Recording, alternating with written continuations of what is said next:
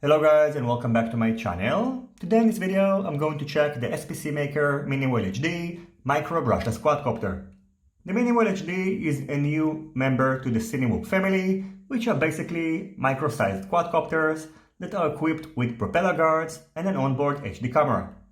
This quadcopter is available either as a plug-and-play version, which doesn't come with a receiver, or you can get one with a DSMX, Frsky, Flysky or Futaba compatible receivers, and the one I've got is the Frsky version, which comes with an Frsky XM Plus receiver.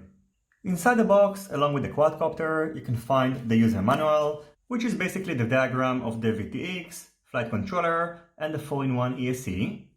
An extra set of Gemfan 1636 propellers, so in total you get in 2 sets, some stickers, and 2 extra propeller guards, which is a nice add-on. In terms of components, the Mini Whale HD is using 1103 10,000 kV motors.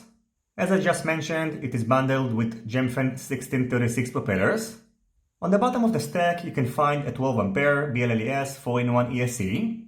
It's using 3-pins connectors for connecting the motors to the board, and it will allow you to easily change the motors without any soldering work. However, you will still need to disassemble the quadcopter since the connectors are blocked with the Runcam Split Mini 2 HD camera board.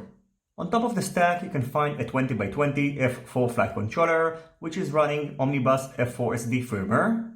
Since this is the Frsky version, on top of it you can find an Frsky XM Plus receiver, and unfortunately it's not flashed with the latest version, so RSSI is not supported.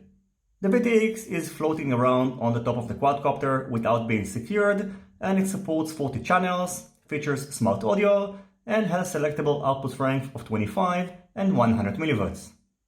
For some reason, the VTX wasn't configured on Betaflight, so you should note that it is using the TBS Smart Audio protocol, and you should set it up under UR3 if you want to use the Smart Audio feature.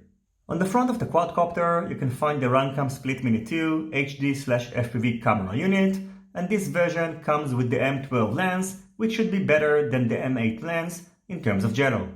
The weight of the Mini Whale HD is 64.7 grams, so it's almost 5 grams lighter than the iFlight Sinabi, which shares very similar specifications and also has a very similar frame structure.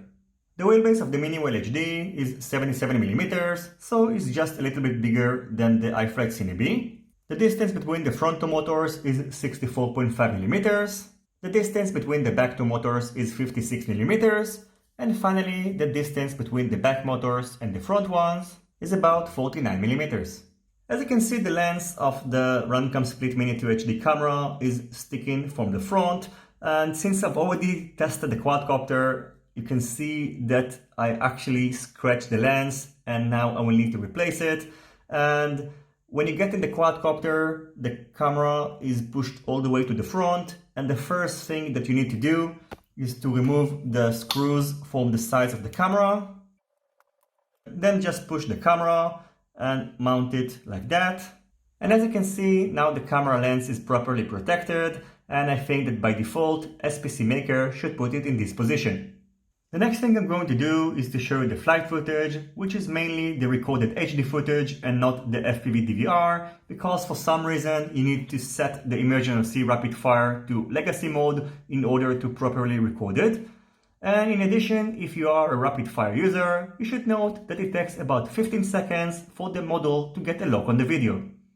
In addition, I tested the Mini Whale HD with different LiPo batteries, and I can tell you that it doesn't fly well with a 2S LiPo battery, and you should definitely stick to 3S LiPo batteries, which will get you around 3 minutes of flight time if you're not going to push the throttle, and about 2 minutes of flight time if you're going to push it. If you're debating whether to get the iFlight Sinabi or the SPCMAKER Mini Whale HD, I can tell you that in my experience, first of all, the Mini Whale HD is faster than the Sinabi, which can be a downside or an upside. So if you need a slow flyer, which is easy to control, to fly around the house, the Sinabi is going to be a better option. And if you need a faster quadcopter to fly outside in the park, you should probably go with the Mini Whale HD.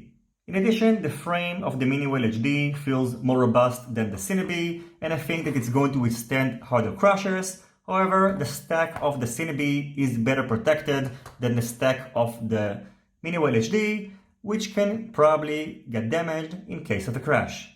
Finally, you should note that the VTX of the Mini Whale HD is not that great, and the VTX of the iFlight Sinabi is much better, and if you want to get to a couple of 100 meters range, you will need to change the VTX. Now I'm going to show you the flight footage, and as you're about to see, the video has a very little jello, which is great because this is one of the most important things when getting a Cinewhoop. I hope you will enjoy the rest of this video. As always, if you have any questions about the Mini Whale HD, feel free to ask them in the comment section down below. Don't forget to leave a thumbs up if you like this video, and consider subscribing to my channel and hitting the notification bell if you're not already subscribed. See you in my next videos, and goodbye.